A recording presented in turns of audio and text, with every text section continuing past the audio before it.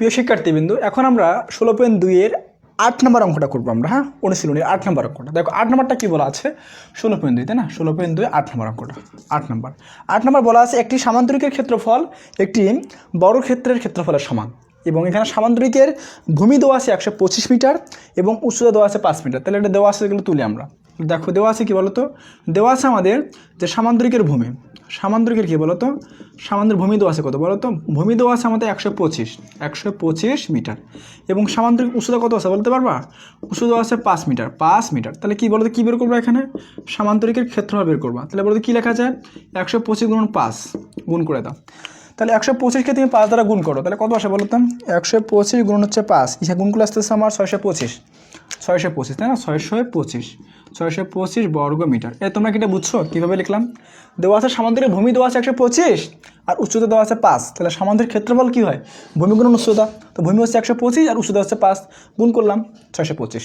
বোঝা গেছে? এইভাবে করলাম। হ্যাঁ, ঠিক আছে। পরে দেখো, যেহেতু প্রশ্নে বলা আছে যে সামান্তরিকের ক্ষেত্রফল আর বর্গক্ষেত্রের ক্ষেত্রফল সমান, তাহলে আমরা লিখতে পারি এরকম অঙ্ক তোমরা করে আসছি। 5 নম্বরটা তোমাদের 5 নম্বর অঙ্কটা কী ছিল বলো তো? আয়তক্ষেত্রের পরিসীমা বর্গক্ষেত্রের পরিসীমার সমান, আর এখানে বলা আছে সামান্তরিকের ক্ষেত্রফল বর্গক্ষেত্রের ক্ষেত্রফলের সমান, তার মানে সামান্তরিকের ক্ষেত্রফল যত সেটা হচ্ছে বর্গক্ষেত্রের ক্ষেত্রফল। তাহলে শর্ত মতো আমরা লিখতে পারি। হ্যাঁ, শর্ত মধ্যে কী লেখা যায় বলো তো? শর্তের মধ্যে লেখা যায় এখানে যে সামান্তরিকের ক্ষেত্রফল, হ্যাঁ সামান্তরিক কী বলতো, সামান্তরিকের ক্ষেত্রফল সমান কি বলতো দেখি? বর্গক্ষেত্রের ক্ষেত্রফল, বর্গক্ষেত্রের কী বলতো? ক্ষেত্রফল।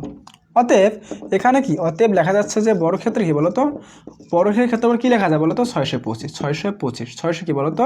25 বলতে কেন? কারণ হচ্ছে সামান্তরিকের ক্ষেত্রফল যত আর বর্গক্ষেত্রের ক্ষেত্রফল তত, 625 লেখা যাবে। এত বর্গমিটার, এত কি বলতো? বর্গমিটার। বুঝতে পেরেছো ভাইয়া?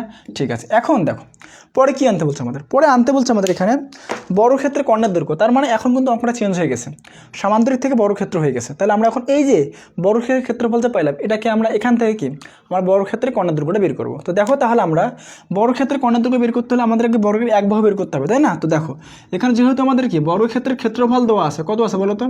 ক্ষেত্রফল আমরা কত পেলাম বলো তো? 625 পেলাম আমরা। 600 কি বলো তো? 25 পেলাম। এখন থেকে বর্গক্ষেত্রের এক বাহু বের করো। তাহলে দেখো ক্ষেত্রফল থেকে এক বাহু করতে হলে এই ক্ষেত্রফলটাকে তুমি বর্গমূল করবা, তাহলে তুমি কি এক বাহু পেয়ে যাবে, মানে বর্গমূল মানে রুট করবা 625। আর যদি বর্গক্ষেত্রের পরিসীমা থাকে, পরিসীমা থেকে এক বাহু বের করতে হলে 4 দ্বারা ভাগ করতে হবে, মনে রাখবা। আর যদি ক্ষেত্রফল থাকে, ক্ষেত্রফল থাকলে এক বাহু বের করতে হলে তোমার কী করতে হবে বলো তো? তাকে রুট করবা, মানে বর্গমূল করবা। বর্গমূল করলে তুমি বর্গক্ষেত্রে এক বাহু পেয়ে যাবা। তাহলে এটা এখন আমরা রুট করে ফেলি, রুট ওভার 625, তাই না? ইহা কাজ করে দেখো কত আসে জানো? 625কে যদি রুট করি, দেখো 625কে রুট করলে আমাদের আসতেছে আমাদের তারা 625, তাই না? রুট করলে আসছে 25 আসতেছে আমাদের। হ্যাঁ, 25। একটু ক্যালকুলেটারটা কাজ করতেছে না কেন? ওকে, ঠিক আছে। তাহলে কত বলো তো? 25, তাই না? 25 কি বলো তো? কী পেলাম? 25 মিটার পেলাম। মিটার এটা কি পেলাম বলো তো? বর্গের এক বাহু পেলাম। এখন আমাদের আনতে বলছে বর্গের কর্ণের দৈর্ঘ্য। কি ভাই সূত্র জানো না? সূত্র পড়ে আসছি আমরা। বলো বর্গের কর্ণের দৈর্ঘ্য সূত্র কি বলো? কি বলা যায় বলো তো দেখি? অতএব বর্গক্ষেত্রে বলো তো কি কর্ণের দৈর্ঘ্য, কর্ণের বলো তো কি দৈর্ঘ্য, এটাকে লেখা যাচ্ছে হচ্ছে 1/√3, না 1/√2 মনে আছে কি? বর্গক্ষেত্রের কর্ণের দৈর্ঘ্য কী লেখা যায়? 1/√2 লেখা যায়।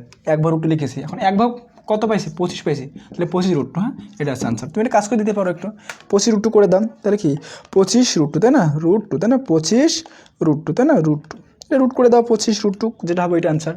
বা যদি এটা রেখে দাও তাও হবে, এটাও রেখে দিলেও হবে। বোঝা গেছে? যদি এটাও রেখে দাও তোমার তাও কিন্তু হয়ে যাবে। কেমন? পারবা না? তো তোমাদের এটা হচ্ছে আনসার। বোঝা গেছে? এটা হচ্ছে কি বলো তো? আনসার। পারবা না করতে? যদি এরকম পরীক্ষা আসে, আবার বলতেছি এগুলো ক প্লাস এমসিকিউ, কয় আসতে পারে আর এমসিকিউতে আসতে পারে অঙ্কগুলো।